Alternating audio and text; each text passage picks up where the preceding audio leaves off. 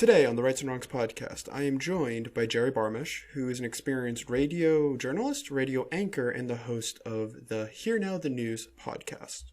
We will be discussing what it was like to work in news media during the Trump administration, what it's like to be a political podcaster, and how the Trump administration may have painted the future, or may not have painted the future, for the Biden administration. I hope you enjoy today's episode of the Rights and Wrongs podcast.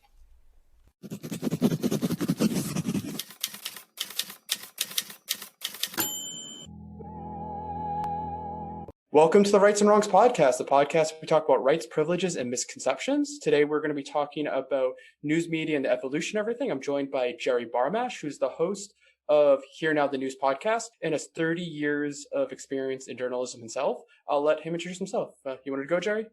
Oh, hi, George. Nice to be here. This is terrific. When you said 30 years, I was like, wow, I feel like I've been doing the podcast for 30 years. But no, not quite that long, only about 2.5 months. Let me tell you just briefly, I didn't know if you wanted me to keep going. I've been in radio, various roles, a lot of on-air work from anchoring to sports casting. I've done voiceover work. I've done business anchoring. I've done traffic reporting, not in the chopper, in the studio. But the last several years, and mostly in one station, although a little in others as well, focus on news anchoring, street reporting, digital reporting, working from home. And the last go-round was during the pandemic when I started to incorporate Zoom interviews from home for the website that I had been working for the radio station. Oh, so podcasting wasn't too large of a step when you switched from radio to podcast, it sounds like. No, and actually what we were doing for the radio station, these interviews, it was very easy because we would just take an interview and then they would make it into a podcast. I didn't have to really do anything. Other people would take it and you had the interview and they just put it into another format, another venue, if you will, another avenue, and there really wasn't any editing for it. Sometimes we would edit it in the other direction. The full amount would go on the podcast, but they didn't want the full length video-wise on the website. So like if you went over 10 minutes or 12 minutes, they would say, just cut it to that point and put the rest in, the full length audio wise on the podcast. But yeah, we would do the video. We would have it online. We would have it on YouTube. They had a dedicated playlist for the website on YouTube. And then we would sometimes do clips. Again, this is all video through Zoom, which again, I didn't even know Zoom before March and April. All of a sudden I'm watching TV, all the news people, all these entertainment shows. Everybody's got the little Zoom icon on the screen. I'm like, oh, Zoom. I knew Skype, I knew FaceTime, but I didn't know about, I really didn't. I didn't know about Zoom. And then I even inquired at the radio station. I was like, well, what do you think about doing that? And people were not really that familiar with how to do it. And it took me a little time, like getting it and using it, how to then take it and, incorporate it on the web or edit it or whatever. But it was easy to use. So that kind of gets into like the first question I was going to ask, which was like, we're going to ask about buzzwords, because that's one of the main things here. And buzzwords, you and I were discussing, the one you wanted to go on was media, but it kind of just went on that because every single thing you talked about is media. Yeah. Oh, good. I'm sorry. Oh, so I'd say, because you always have people like Trump always going on about like, oh, the fake news and like the media. And it's just strange to me because like media is just everything. Like that's books, newspapers, but it's strange how it kind of went straight to like visual news media is now that word. And I know when with Trump, we don't have to get political. We can get it afterwards or whatever. But certainly, that has been a bane of the media's existence, has been dealing with the president really, I guess, since before he was elected, the issue of fake news that he's, attacked. But he doesn't really hate the media. He may hate when they say things that he doesn't like, but he's had a love-hate relationship, probably more love than hate, because he's always liked, the media writing about him, tabloid, the New York Post, the Daily News, and so forth in the 80s. There even were reports where he would call up as his own publicist with a different name and change his voice, or try to editors and reporters at these New York tabloids, because he's been a fixture in New York. And they loved having him because he could sell newspapers, and he loved them. They had a synergy together. Yeah, I was going to get into this later, but it is a really strange phenomenon. Like I get it. Like I'm a youngster. I'm about to turn 29 next week. So like I should understand I'm still a baby. But I was going to go. Yeah. But when it comes to presidents, because I've lived through a few, like I slightly remember Clinton. I remember Bush. I remember Obama clearly and all that. But it's just like going back and forth between Republican and Democrat presidents.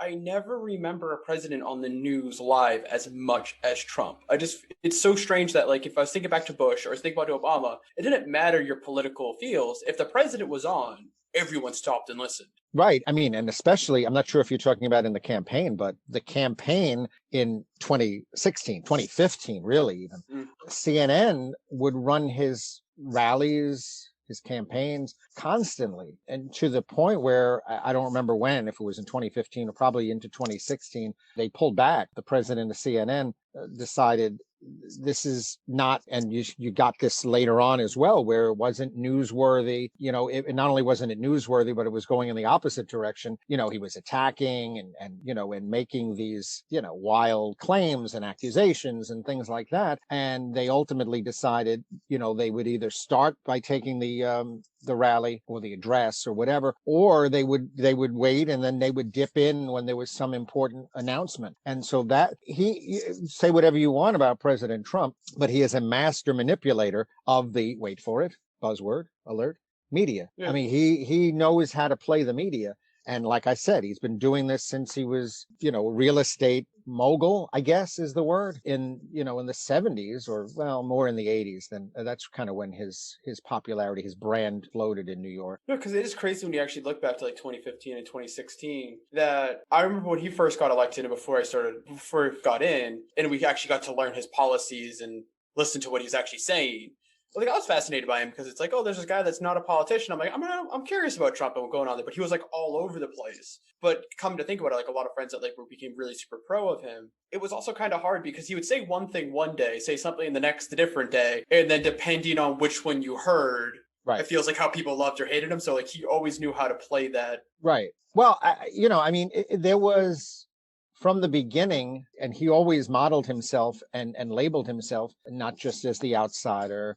I'm not a politician. I mean, he says he's been saying that deep into his presidency, not a politician. And that's fine. I mean, that's how you make your name, because you're different. The draining the swamp, you're not, you're the outsider, you're something different. Except the problem was, I think with him, there was this sense where you're always seeing these, and not that it was a comedy routine because it was serious, but he would go on, sometimes almost rambling, where he was doing some of these campaign stops where he would go on for 2 hours and usually off script. Sometimes there was no script at all. Sometimes he would have, here and there, and then he would go, and you could see when he was, making his own comments, and he would pull things out of his pocket. He would read things about polls, whether they were true or not, or embellished or not. It was, I think at the start, in those first months, it was, dare I say, refreshing, because it was something that no one had really ever seen. And of course, with him, all norms were thrown out the window, and to a point now where it's gone with how he's treated the election loss. All norms in any way are non-existent. And that's one thing I was going to ask is, how, because you're not just like a podcaster, like we talked about, you've got years of experience in journalism. What has been your perspective over the last 30 years of being media and how it's been evolving, and this last 6 years, like starting with Trump's first campaign and now his presidency? And I know we're talking about him. It's like, it's not so much a negative so much, because it is fascinating watching him, because you said he's a master manipulator, and just the way that he's able to, because I don't think most people will even argue that there is issues and biases in the media. Like there are fake news and there is real news, on however you want to go about it. Right. But it's just, I want to know your view on this subject. Yeah. I mean, well, you said the 30 years. I mean, you see it here. I mean, look, when you're talking about these last 5-6 years since President Trump ran, and that first day when he came down the escalator, the gold escalator there at Trump Tower, and he referred to, infamously, as Mexicans, and some are rapists, some are good. Well, no, the good people, that was later with Charlottesville. But just with that first time when he's talking about that, set the tone about Mexicans. And then, of course, with the wall, I think it put the media behind the 8 ball. They never covered anything like this. They never covered a campaign like this. They never saw someone as a candidate or as a president. I like to have said, I'm not making this now, but I had said along the way, and other people said this too, when will he pivot? That was another buzzword. Well, he's going to have to pivot once he gets the nomination. He has to be presidential. That didn't happen. I mean, depending upon your term, my point is he always was the exact same way, whether he was running, whether he had the nomination, whether he won the election. And then it was like, well, okay, now he's got the election. Fine. Now he's going to be president for all. No. How about once he's in office? No. How about once he gets settled? No. That was I think the challenge that the media faced. They had to figure out how to be respectful, covering this person that will instantly, if you don't show loyalty, not as a friend, but even in the media, that you're going to get it in all directions. And I'm not sure, maybe in the last several months, but I'm not sure if the media ever figured it out. I'm also kind of curious about that, if that's the reason why people like you and I with podcasting popped up so much, just because of people trying to get the different perspectives and different views out there. I was going to ask also, because you switched the podcast from the radio format, I'm interested in like a social level of like, how do radio journalists look at podcasters? Is there like this negative view of them? Like they're like just some kid in the basement trying to steal our thunder? Or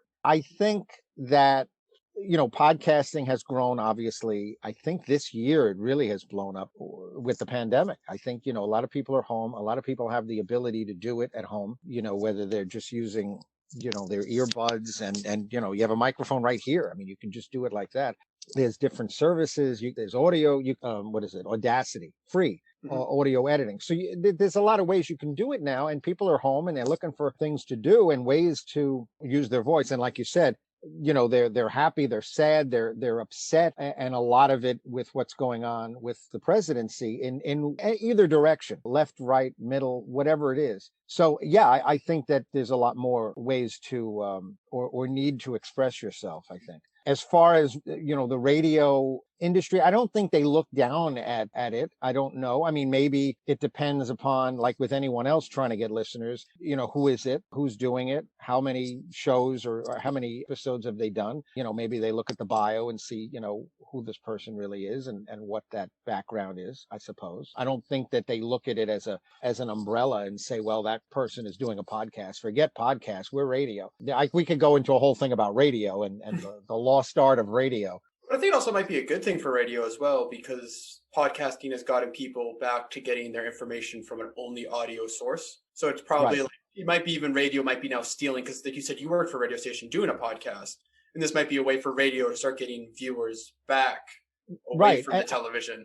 I agree. And, I think most radio stations, TV stations, they do that extra content. You'll see, go to a website for TV, for radio stations. It's like having the Twitter handle and posting on Twitter. Podcasts are becoming much more, part of the norm now. Now, having said that, when I was doing it for the radio station and these other people, talent that are doing it, they may be doing it, but, it's not necessarily, even if their name is on it, it's not their podcast, because they're running it by, the news director or a digital manager or someone, even and if they're not, they kind of still are. They still have to have that in the back of their mind. It's not there. This is mine. I don't have a boss. It's just me. So I'm not going through any hoops to get it. I mean, I'm going through hoops to get guests on my own, but that's just the channels that I'm, to try to get someone. But I don't have to speak to anyone, as a manager or a supervisor. What do you think of this? How about this? What about that story? Can I say that? Can I ask that question? Is that too off topic, controversial? Doesn't matter. It's on me. Now, I have the background because of my news judgment and my news background. I will be a little bit more cautious perhaps than other people, and I will use that as my template. If I think, well, maybe I wouldn't use that person. Yeah, I mean, there's a different way of looking also, because now you're looking in terms of getting listeners. So you want to try to get, I wouldn't say salacious, but I would say, something that would be a little bit more, that would bring people to listen. I mean, you just don't want to have, at least in my mind, something that would be a conversation. That's great. I mean, I'm doing it as a newsworthy topics, but I will try to do the controversial questions that are, that are necessary, because it just in terms of news that I would do any other Q&A back and forth, not just to throw it out there, just to be salacious. If it's something that's newsworthy, and I would do this anyway, even if I was in radio, I wouldn't necessarily, I mean, case by case, but I wouldn't necessarily start with that question. I would work my way to that more serious question or topic or controversial topic. That's the reason I appreciate your podcast so much for news, because you and I both have listened to other podcasters a lot, because you have to deal with other guests and like, oh, I'm going to be honest with this guy. How do you handle this? And it's fascinating with other news podcasters. Some are experienced like yourself. And like you, when you say something, I don't usually question it. And like when you have your questions with your guests, I'm like, okay, this sounds like it's grounded in source. And I feel like if I had to, I'm not sure if that's right, and then I could probably find the source. But they've said some things when I've heard it, and it's like, that's verifiably false. You could Google that before you said it and prove that. Like, how are you? Like, that drives me insane when I see journalists do that. And it's not even just on podcasts. You see it on news agencies all the time too. And just that drives me insane when they do that. Which brings me into the next question I was going to ask. While you were as a journalist, were there ever like a time where you were given an assignment or like a story, and you really felt uncomfortable, or like you don't have to answer this question, but like you felt uncomfortable, or this is more damaging to do this story than helpful? As far as a guess or even the topic? Either or. Not really. I mean, like the last station I worked for was a very conservative radio station. I wasn't doing a show, I mean the podcast, but again, that was doing these Zoom interviews that we would incorporate into the podcast. Otherwise, I would do just news. I would either do news online, writing stories, local, national, or anchoring. And no one ever said, what story you can or can't do, or after the fact. I was never told, that I had an agenda, or that I was being too pro-Trump, anti-Trump, pro-Biden, or any other, the mayor of the city of New York, or the governor, or any topic like that. I don't even want to say I'm very careful. It's not even where I'm careful or not careful, because it's pretty automatic to me. I take that very, very seriously. So I don't even think about that. I just use due diligence, and I'm very careful when it comes to, I just do the news when I do it, when I get to do it again, hopefully soon. Somebody's listening. I have a professional mic if needed. I've anchored from home. I have. They gave me a studio. I have the whole setup here. The long answer to a short question is no. There were some guests that I had, and I never got blowback. But I mean, I've interviewed people, and I would go to a boss because I knew the person was not necessarily the correct fit, let's say, because the person would be anti-Trump. I interviewed like Anthony Scaramucci, who was actually turned out to be my first guest on the podcast, but I interviewed him on the website, and I ran it by because I knew obviously he had been pro-Trump. He worked for Trump. He was the communications director, but I wanted to make sure, is this okay? Because, he's not, he's reiterating, this is going to be, like against the people who are the supporters of, listeners of the station.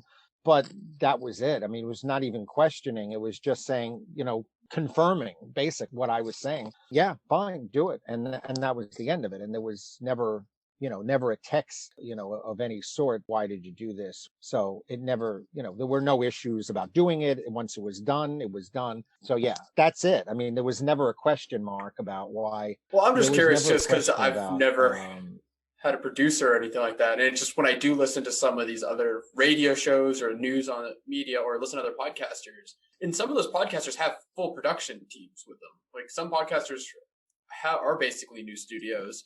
Right. And they'll say things. I'm like, how the hell did that get past all 7 of them that they find it okay to say? I think the best example is like COVID, when they're like telling people like, don't wear masks. Just going to go against like all the doctor, like stuff, I don't understand. That stuff I don't get. The next question I was going to ask is, doing the podcast, I've known that you've done a few I don't want to say anti-Trump, but you've pulled stuff up about like a very big topic issues. Like you interviewed the Georgian news guy, where he was talking about and bringing up all this small news politics and people, how he became a Twitter famous in like 10 seconds with his news agency.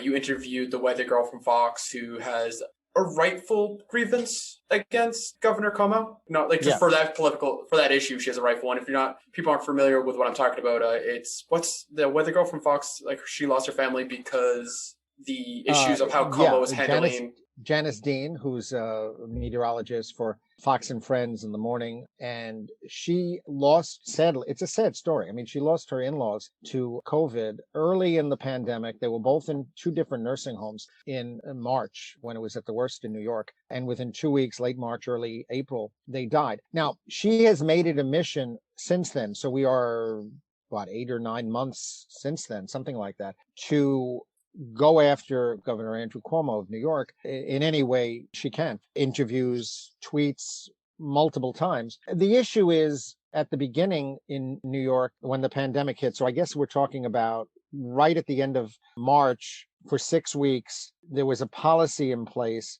that patients who had been in nursing homes or assisted living, long-term care facilities, and then were treated for COVID in hospitals were allowed to go back to those nursing homes, even if they tested positive.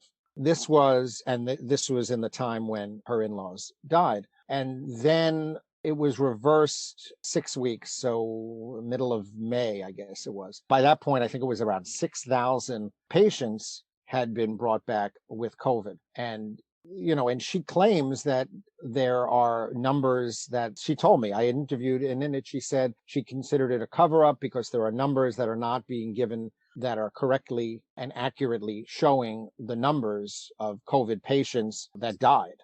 And also, there's also been this controversy of were the deaths COVID or were the deaths from COVID, but actually something else, which gets the priority. So she has been on a mission. I mean, she's been absolutely on a mission. I thought for a moment we were going to have some sort of glasnost with the Cuomo people because I went to them. I mean, I went to them before because she has done several interviews, so I kind of knew what she was going to be, saying. And the spokesperson, the senior advisor for the governor, asked me a few questions. He wanted to know where they were specifically and when, and then to go back to him. And I told her that when we spoke, which was the next day, and her answer was, I can get him the death certificates. She gave me the dates, which I think she had alluded to earlier when she was giving me the full story, but she wouldn't say where. I knew in a general sense where, but she wouldn't say the places. She refused to do that. But 3 or 4 times from that point on in the interview, she would say she seemed absolutely thrown by the fact that the Cuomo people in any way appeared interested, because she said there has never been any contact. They know who she is. Cuomo or any of his handlers never reached out. So the fact that somebody, even through the media, she was, I think, pleasantly surprised. It didn't go anywhere ultimately, but it was a moment. It didn't go any further. No, and that was an extremely interesting episode. I also find it interesting, though, you kind of got some people after you, though, for one of your most recent episodes. Not this one you just broadcasted today, but the one you broadcasted last week about the psychologist or psychiatrist that wrote all those things about how Trump is not, like, they can't legally say they've diagnosed him, but they're like, there are signs.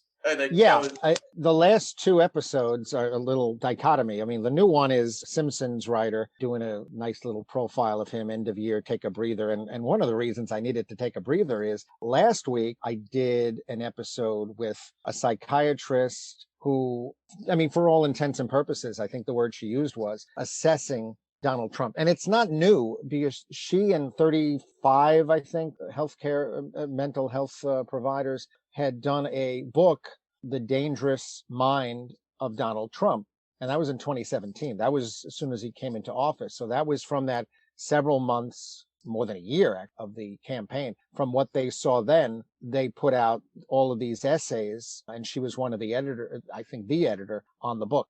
So now with what's been going on since the election, there was renewed interest in speaking to her based on what we're seeing from his tweets. And I posted, as I do with every episode that I do, I post it multiple times, on Twitter and on Facebook, and I'll email it out to people on a list, and I'll put it on LinkedIn, which is a professional site for your people in your industry or, colleagues in other industries. Potential future employers. Right, exactly. People you've worked with, work for, hope to work with, freelance, whatever. And it exploded on there. And that was a surprise. Not that there are comments, positive, negative. I mean, it's a politicized topic, so it certainly is going to grab that. But I was surprised that happened on LinkedIn. And I think at last check, it was about 6,000 views, not 6,000 listens. That would be nice, but no,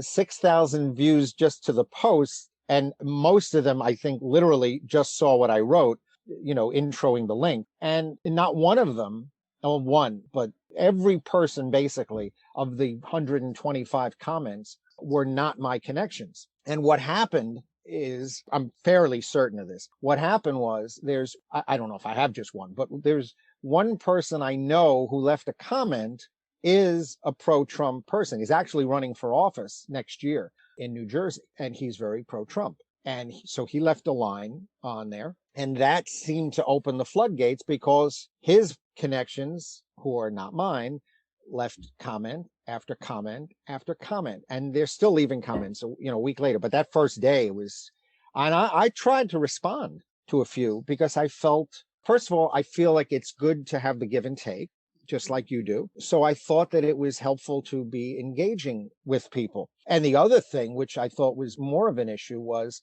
they were, one thing, they want to discredit the guest. They want to discredit, her accurate, but they want to discredit the doctor. That's fine. But then they were discrediting me and my abilities. And then I wanted to, jump in. What I noticed several people were doing, and I would respond a few times, was they said, well, all these different points about she can't diagnose. And who is this person? And, you can't diagnose from afar, and, all these different things. And the APA, American Psychiatric Association, wouldn't allow all these different things. And what these points were, which are valid points, by the way, were discussed in the interview. I actually was corrected by the doctor when I said to her, what is your diagnosis of Donald Trump, of the president? And she corrected me and said, well, no, I can't do a diagnosis from back here.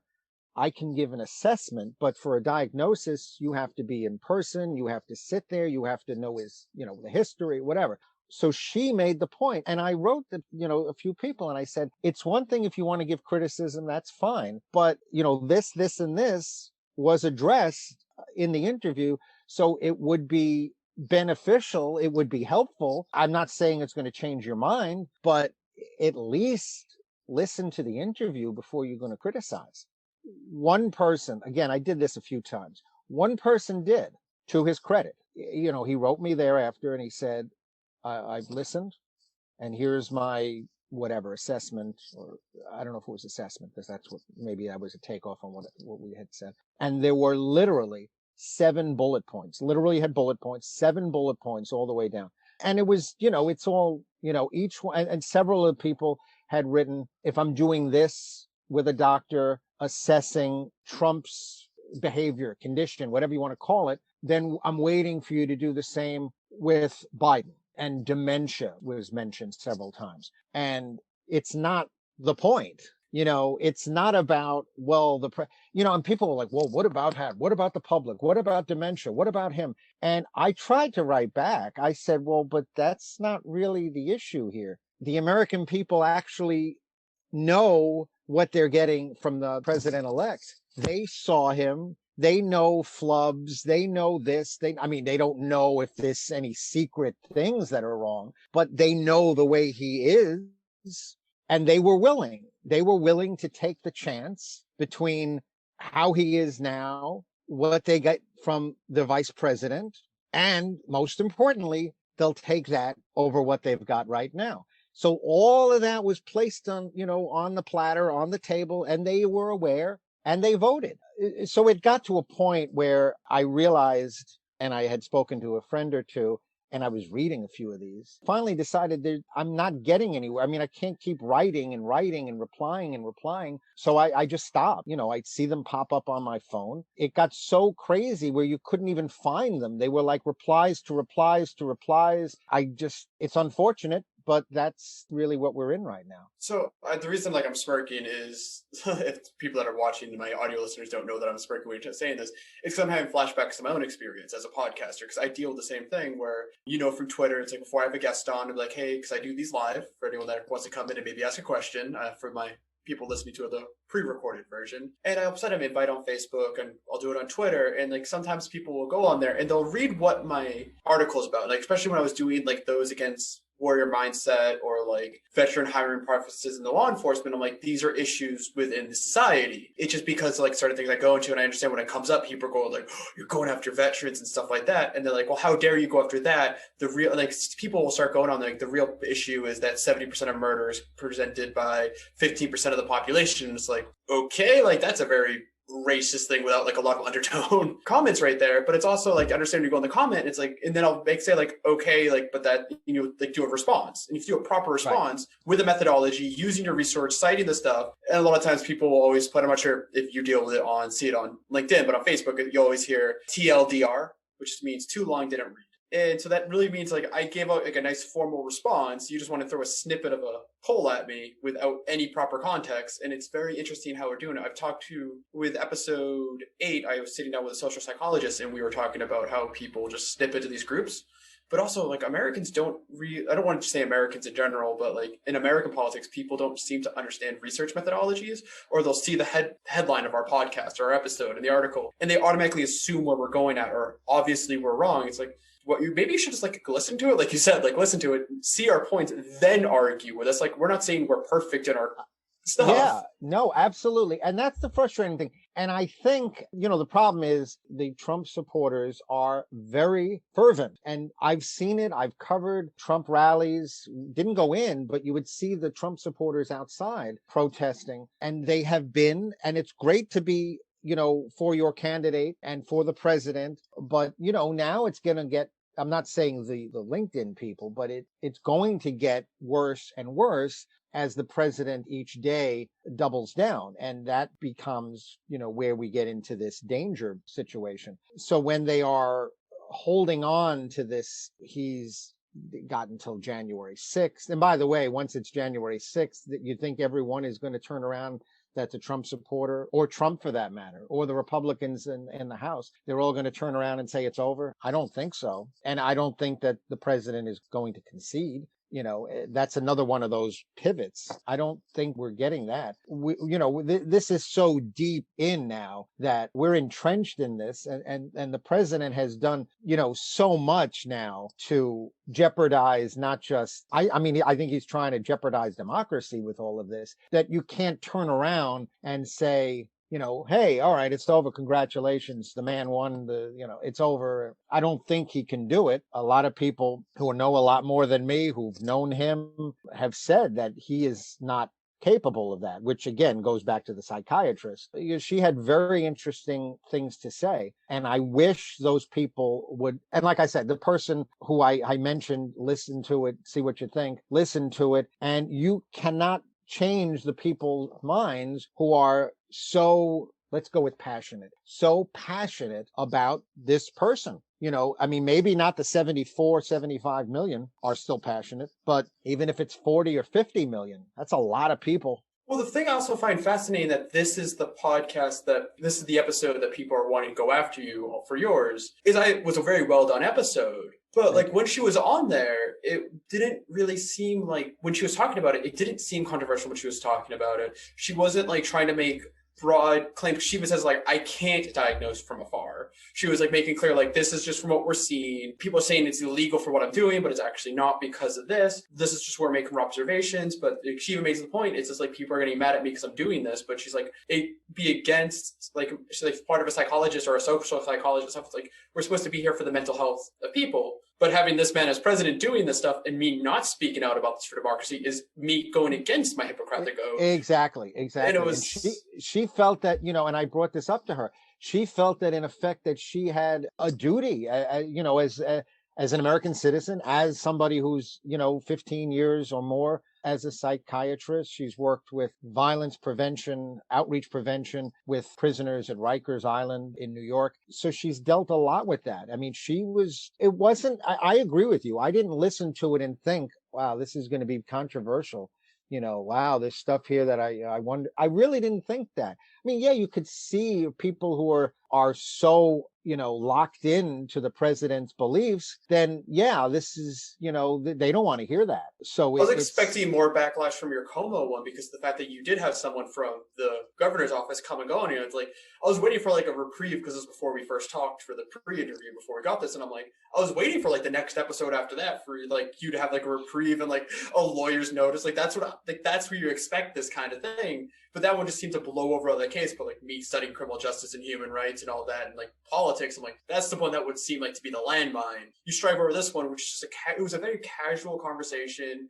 Like she laid out herself. Like I feel like she was like out of her way to explain like, this is the legality of this. This is like not this. And I'm like, I don't see how someone could trip up on this episode. And that's the one people are trying to go after you on, which I find. Yeah. I mean, because again, you're being negative about the president and they don't want that. They want to keep things as is. I mean, part of this obviously is the president's fault because he's not willing to be a uniter and concede. And he's concerned about one person. Do I have to say who? He's only concerned about himself. And that is clear. I mean, yes, he signed the bill, but that could have been done 5 days ago and not allow the unemployment benefits to expire for 12 million people. So this could have been smoothed over, maybe not November 6th, but maybe by the end of November or the beginning, even if they went, I'm not saying they didn't have to go into legal efforts, but they've lost, whatever they lost, 58 out of 59 or I don't even know the number. It's right there. I think it is 57 out of 58 or 58 out of 59. So even knowing that, I mean, we all knew that there was probably nothing from the beginning, but you have avenues. If you think you have the evidence that's going to show, then show. But clearly there was nothing there. It got thrown out one place after another. And then it would be the right thing, the decent thing, the correct thing, the presidential thing would be to concede and we all move on. But that's not happening. And what's really the sad state of affairs is, the what happens next. It's bad enough that we're in this position now and checking the tweets and where are we in these final days. But then, what happens next? The next is, it was December 14th. That's the first next when the Electoral College met. Okay, now that hurdle is cleared. And, and who even ever dealt with that? It was always just a formality. It was, I mean, maybe it meant something in like 1870 something, I think one time it did get to the Electoral College. I think Tilden lost in the Electoral College, but that was it. I mean, you're talking about 150 years ago. But then the next one is now coming up in 10 days, next week, next Wednesday or Thursday, January 6th. January 5th is big in Georgia, and then the 6th. But I don't think it's going to end there. I think that the president is going to fight it. I don't know how. I don't know in what way. Been rumors that he might not even leave on the 20th. I had interviewed a constitutional law professor, and that was the Friday after the election, before it was even officially official, but before they, declared Biden the winner on Saturday. We knew and we saw where it was going. And he said, if he goes one way or another, whether he leaves, like, what did he say, screaming and crying or screaming and they have to pull him out, or he goes out peacefully, he will leave. So he said that, it's kind of his choice how he wants to do it. I'm not even sure anymore. I don't know what, it's all about optics now. It's all about him and optics. And maybe doing that, shows something that he was wrong. I don't know. I mean, to him and his supporters, I don't know the answer. So because I just want to say it's all territory. We're like Lewis and Clark now. We're in the territory we've never seen before. Well, like that's the true thing when it comes to like a lot of constitutional things.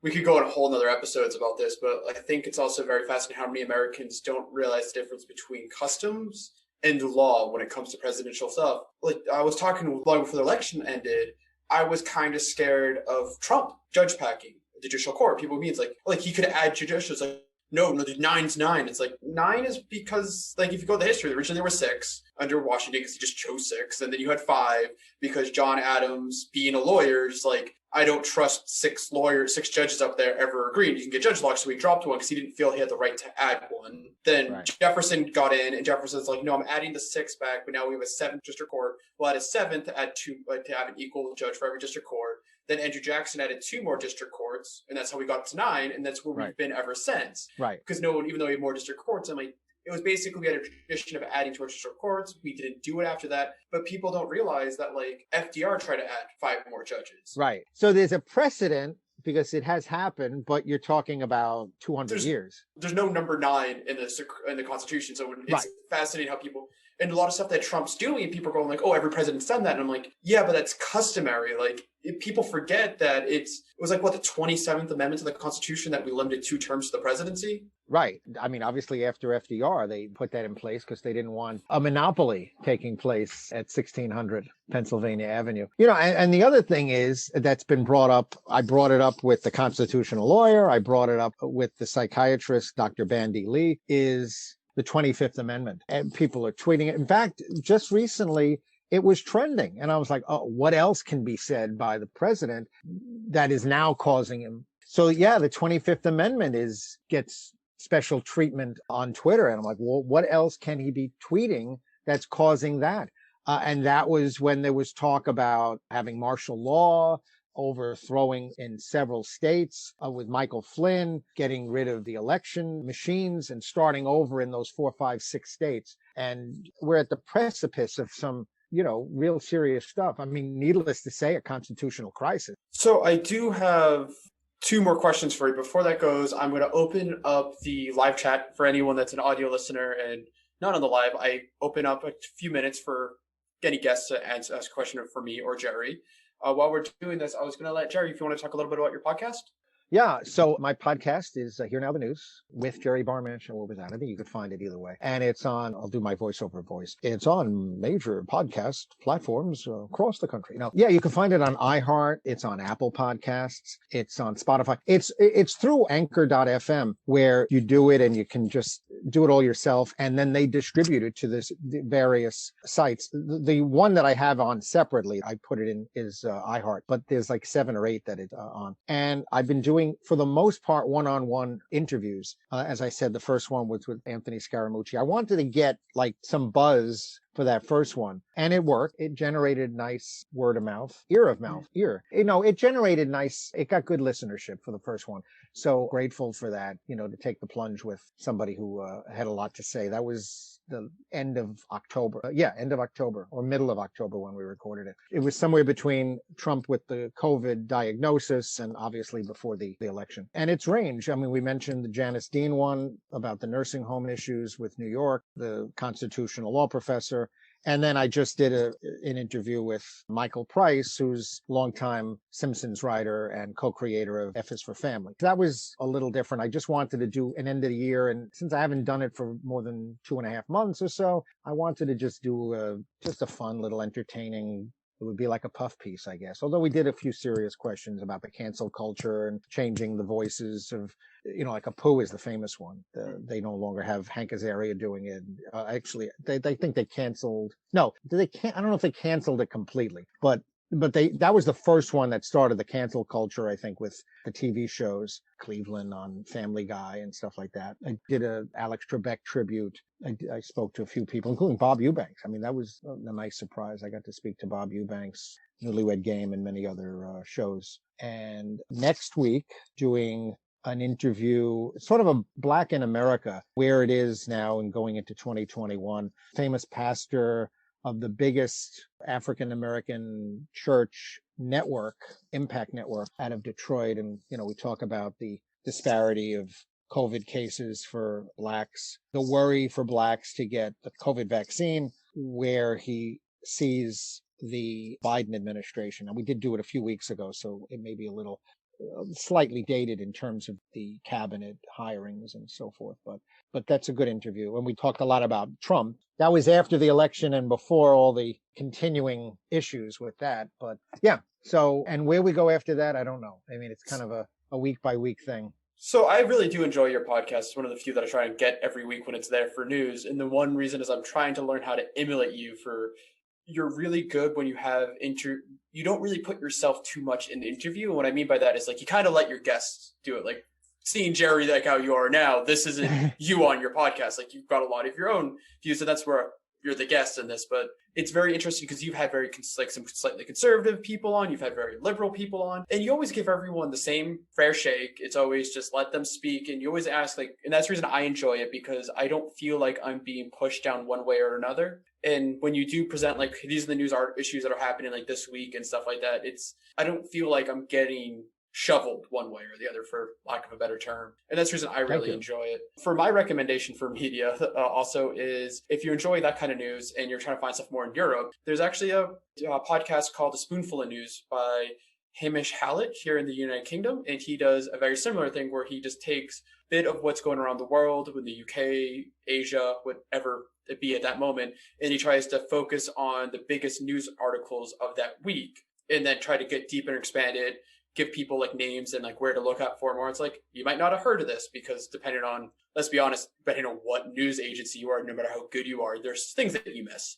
Like I study human rights and I miss human rights things all the time, where someone else that's just in a different rabbit hole than me got that information. So that's another network. Try the same spot. Like you find him on iHeartRadio and Podbean, but that'd be Spoonful of News. And I've actually guested on his show as well.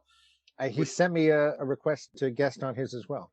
Oh yeah, he's getting more guests out there on for experts on certain matters, but most of his are solo, kind of just news reads. But I enjoy his. It doesn't look like we got any questions, even though I asked. But so I'll just go into my next question. And you kind of got into this where we're talking about the customs, but I mentioned earlier how I've never had a president in my lifetime that's just always on the news, always, to the point that it's just white noise in the background. And I was curious, do you think this is going to affect the Biden administration?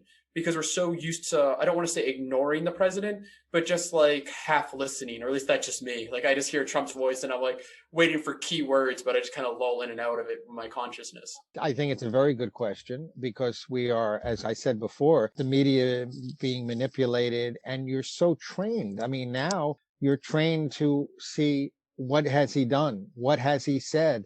What has he tweeted? But I hope that as a whole, I think the country, as I said about the episode and taking a breather, I think the country is looking for that breather. And that's sort of why, one of the reasons why Joe Biden was elected, the decency and everything that he brings, obviously his 40 plus years in office. I don't think that they have to worry about the tweets and right now the president is unhinged in a lot of what he's saying. So, we can say that. I think that, so your question is, will it affect? I say, no, it won't. I think that the majority of the Americans would like this. They need this. I look at it like this, a sports analogy we'll go with here. When a baseball team is not performing well, and maybe they've got young players and they're not getting it done, and they've got, this, maybe a manager who's not around long enough, and they need somebody who's going to kick some, what, and they make that change. And then they go the other way when he's pushing and he's he's verbally abusing them. And then you got to go the other way, and you got to get somebody who has experience, lay it back, let them do their job, speak to them when you need to speak to them. And that's kind of what this is now. The country needs that calming presence. That, is overall where we are. And I think that, and I've seen that on Twitter. So many people can't wait for that to happen. And, and I think you're seeing that even now. A lot of people are saying, whenever he speaks and he addresses people, new cabinet members and so forth, that they're already treating in some ways, Biden is, is acting as the president now. No, I agree. Because first one, when I see a lot of Biden stuff, a lot of people are acting like, oh, he's going to be our savior, he's going to fix all the problems. I'm like, I don't think that's the case, but I see him as, originally was using the analogy an emergency brake, because Trump was bringing the train down the wrong way, whether through one big bad decision or multiple little ones, or just not, or of course of a bad cabinet, we were going down a track we shouldn't have. And I see Biden as an emergency brake, where he's not going to reverse it. But the truth also is, like you said, we kind of need 4 years at least of deep breath, look around, assess what the hell is happening. And I feel like that he's the president not to fix everything, but to set everything up to be fixed. Like, because we don't know what's going on. Like you and I'm just a podcaster. You're like a journalist. Like, we don't have all the answers. We're just picking up the scraps that people are willing to throw at us. So no, that's probably the best answer I'll get is about how it's not going to affect him. But I think that's probably true because people aren't expecting Biden to be on the news 24/7. They're expecting him to be in the office. And hopefully. Right. I think and they're not going to get those tweets. They're not going to get, the nonsensical stuff. I think there's more of a trust. I mean, is he going to say everything? Is he going to announce everything out there? No. But I think there's more transparency. They expect that. It will be night and day. I mean, it will be for people who forgot how a president should be. I think it's not even like, well, this is going to be a good presidency. It's not even that, just in terms of as being presidential, not necessarily a good president. You'll see, I think that, just as like I said, as a decent person, I think you'll see a big difference. So the last question I wanted to ask is, because I dealt with this personally for doing some of my stuff on podcasts, well, we can talk about afterwards, but you've been very vocal against Trump on some of the stuff, or the administration under Trump, which I find very interesting because you have worked under conservative news agencies. How does that act when people do stuff? Because I find it interesting that people probably make on the comments on LinkedIn or probably like, oh, this is just some liberal news guy going after something without realizing you have experience working with conservatives. Or when people find out you used to, or they look at you as a traitor, or. I mean, it's a good question. I don't know. I haven't seen people looking like on that last one that I did, nobody connected to my past stations and things like that. It was just, you're a podcaster, whatever, you're not ethical. I mean, people were complaining, why am I even interviewing this person? And it takes away from my credibility or my ethics or my journalistic, ethics or responsibility or whatever. No, I don't think people connect the dots or care, actually. Well, the reason, I get nervous sometimes being, if you listen to my podcast, I'm very questionable about military culture in the United States. And the reason I just do it is because you don't hear other people doing it. And I was a vet, my family's veteran. So I'm if someone's going to talk about it, it should be me. Right. And the one thing I find strange about it is I've had one or two people see what I'm talking about. It's are you talking with vets? Are you talking to veterans about this? You have to be careful. It's I'm a veteran, my family, but I don't think people see with the hair in the face. But it is kind of curious about that because people don't know your backgrounds. Or I get nervous because what happened to Mattis after Mattis came out against Trump, where everyone was loving Mad Dog. And then Mad Dog called him a toddler. I'm not even paraphrasing, just he called him a toddler in office because Mad Dog doesn't speak much. And then instantly, so many people in the military community just, he's a traitor, he's a sellout. Right. I was just curious if you had any issues with that. Because I have that in the back of my mind. I don't let it stop me, but I have to be aware of that. Yeah, I mean, again, I have the background, the news background. Am I perfect? No, but I try to use, those guidelines with the types of questions I ask, the types of guests that I get, the follow-up questions and so forth. So it's always in the back of my mind, how I go about what I do. I can relay one little nugget from sort of that connects with this. The constitutional law professor that I interviewed, when I was interviewing him, and this again, right after the election, and he's already saying that it's, we're going to fight and it's fraud, but it was only 3-4 days in. I mean, we're nowhere near where we are now. But I said to him that it was disturbing where, that he's fighting this and that he's going to keep going with this and the lawsuits and so forth. And, we even knew then that there was really no evidence. And he answered and we talked about, the whole thing, that was the thing. He'll leave one way or another, 25th Amendment, blah, blah, blah. He'll, if they have to take him out, the whole thing. On Facebook, which is, not professional people, this is connections that I know. This is somebody who I worked with where I posted it. He said that I was leading him by saying disturbing, that it was not, I don't remember, appropriate, something like that. And this was, he has his right to do it, but he posted this, on the open thread. And I wrote him, I said, again, I appreciate your comment, but I disagree. I'm not the only one saying that. I said, where's evidence, whatever. I said, what we're being put through, riling up the base, whatever. I said, this is disturbing. And this is early on after the election. And then I wrote him No, he wrote me privately after that. Sorry, I didn't, whatever. Because I said it's sort of the same thing that I had said to the people, why don't you listen to the whole thing? This was just a snippet. I had posted like randomly a couple of little, like 30-second, a minute or whatever. So I said, why don't you just listen to the whole thing? I think, you're taking it out of context. It's still, I said it and I don't disagree with it. But, and the other point is it's a podcast. Other friends said, well, it's a podcast. You can get away with that on a podcast. You're not doing, you're not news anchoring. You're not on that radio station doing, a reporter or an anchor. True. But I also felt that it fit. I just thought that it was, appropriate. So he wrote me and, he felt bad, and we've known each other a long time, and he'll listen, and and that was it. So we smoothed it over, and that was it. But that's the closest that I have to that. No, and it's very interesting too, because I've had that same issue. I just did a recording with another podcast called The Big Stick, and I find myself having to be very careful with word choices when you're talking on subjects, because the people I were talking with, like, they're war study historians. And like, I study human rights, and they wanted my view of human rights through a military perspective. And you catch yourself being very careful on words, because like, I agree with like what you're talking about is disturbing, because if you are in the field of a certain subject like human rights or constitutional law, there are certain things that, regardless of this political side you're on, that have happened in the last 4 years. It doesn't matter if you're liberal, conservative, libertarian, or socialist. Certain things are disturbing. The perfect example was, I was talking to someone here about like, everyone's like, I'm so relieved that it was basically a 0-9 vote when Texas brought the other states up to the Supreme Court about their choices. Right.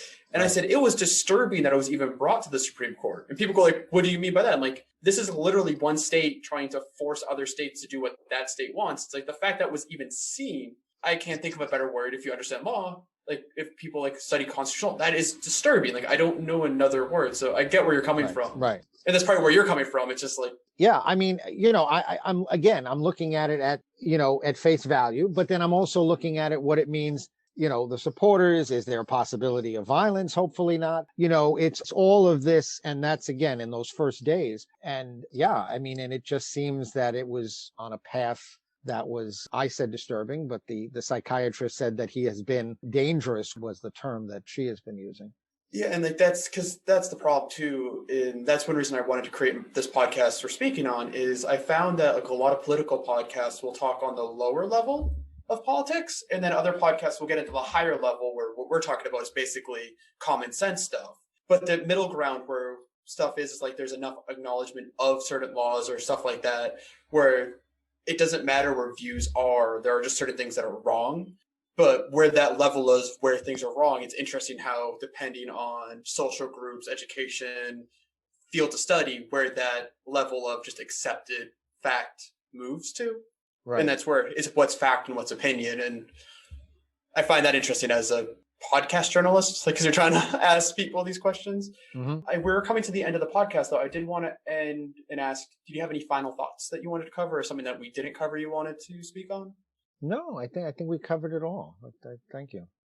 Well, then again, thank you for being on the podcast. For anyone listening, you can catch us on Spotify, iHeartRadio, Pandora. If you want to support us, we do have a Patreon account at Rights and Wrongs Pod, or visit us on the website at rightsandwrongspodcast.com. We have a store, so if you want to support us by buying a beanie or a nice cup, I know because it's the winter, so it's nice to have some hot cocoa and stuff. But also, if you want to be on the podcast, feel free to email me at rightsandwrongspodcast@gmail.com. And we also do written articles, so if you're not a talker and a writer, we're always looking for writers, because that's a place for your voice, not mine. You hear me on a weekly basis, so you don't have to hear me anymore. But I did want to thank you again, Jerry, for being on the podcast. Thanks, George. Thanks for having me. This was fun.